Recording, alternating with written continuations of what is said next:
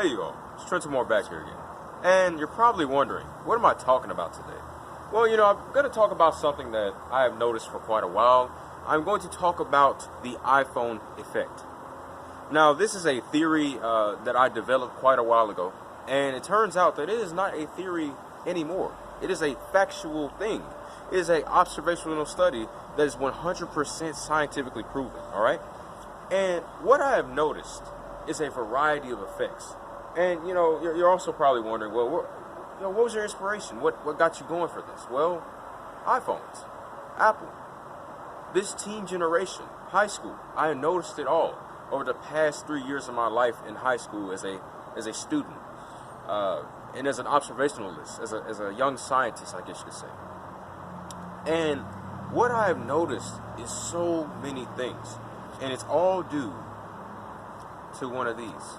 Let me flip it upside down. One of these, all right? So this right here is an iPhone 5. I actually used to film with this, and this device right here was actually given to me by my sister. And what I would do with it, I would use it on Wi-Fi, and I would also make my videos. So in my past videos, you would notice maybe there's a difference in quality. Well, I got my first phone eventually, but before that, this is all I used. So there was no iMessage games, there was no FaceTiming, there was even no phone number. I just used it on Wi-Fi. It was basically like a laptop. It was like a computer. Because at the end of the day, our phones are simply computers. That's all, right? So you're probably wondering, what are these effects? What are these things that you have noticed? Well, I'm going to break them down, all right? I'm just going to go down the list real quick, all right? So what we have is that the iPhone effect causes a person to have a larger or more contacts, a larger contact list. It allows them to have more information shared to them. So people are going to start being a lot more social towards you. They're going to speak to you more. They're going to talk to you more. They're going to communicate with you more, right? You're going to gain a more active social life and more friends, more contacts, as I said earlier, but more friends, right?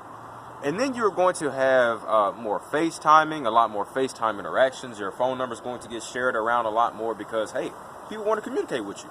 But most of all, iMessage games. With iMessage games, you have a platform. You have a feature on iPhones that allows you to play multiple video games, multiple types of device games, multiple types of apps, whatever you want to call them, games that you can play with people all over the place, right? You will also, like I said, gain a larger following, as I said earlier, gain more friends. And one of the most, it gives me shivers. One of the things that you don't want to do, but it will happen. It will happen. But it may not. Depends on the person. All right. You might start to make fun of Android users. And it's very odd because the iPhone effect only affects those that have had an Android and transition to Apple and iPhones, right? So I've noticed this effect with not even three. I've noticed this effect over 3 years, but I have noticed it with 8 or more people, all right? And all of these effects, I kid you not, have happened. The only one that doesn't happen with everyone is the making fun of Android users, all right? Which is good. It's good. You don't want that to happen, right? But what's so scary is how that whole effect happens because that person previously had an Android. So why would you make fun of a person with an Android if you live that same lifestyle at one point? It makes me question. It really does. I don't like it because I've had that happen to me. Yes, I've been made fun of because I have an Android, and to be honest with you, it's not the most fun experience. But hey, I deal with it. It is what it is. There's really nothing I can do about it right now. And I feel like ultimately the biggest problem with this generation is how much this iPhone effect has taken over their minds, has taken over their brains. It is something that is shocking. Right here, like I said, this is an iPhone 5. This is an iPhone 5, very beautiful square body. And ironically enough, this is what Steve Jobs really liked. He liked this square body. He liked this simplistic, small device that you could carry around your pocket and do all that. You could just, very simple, right? But as you have noticed, iPhone and Apple, they have changed their whole, their models. They have changed it over time. You now have your, X models and your XR, and they just came out with a new SE. And what you notice with the X models is that, and the 11, what you notice is that there is a lack of bezels. Not as much bezeling. not as much square body, round, more screen, right? And this has really affected teens.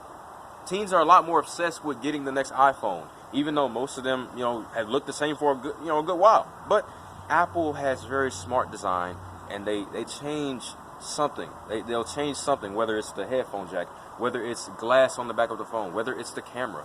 They entice people. And most of all, color. Color is a very interesting thing. But as I said, the iPhone affects young teens. It is one of the most interesting things that I've seen over the just years of my life. The past 3 years that I've been navigating, I've noticed this effect very consistently. Now, that has been part 1. I hope to see you all come back to me and welcome and hear what I have to say for the next part. But it was Trenton Moore back here again. I'll see you all later. Peace.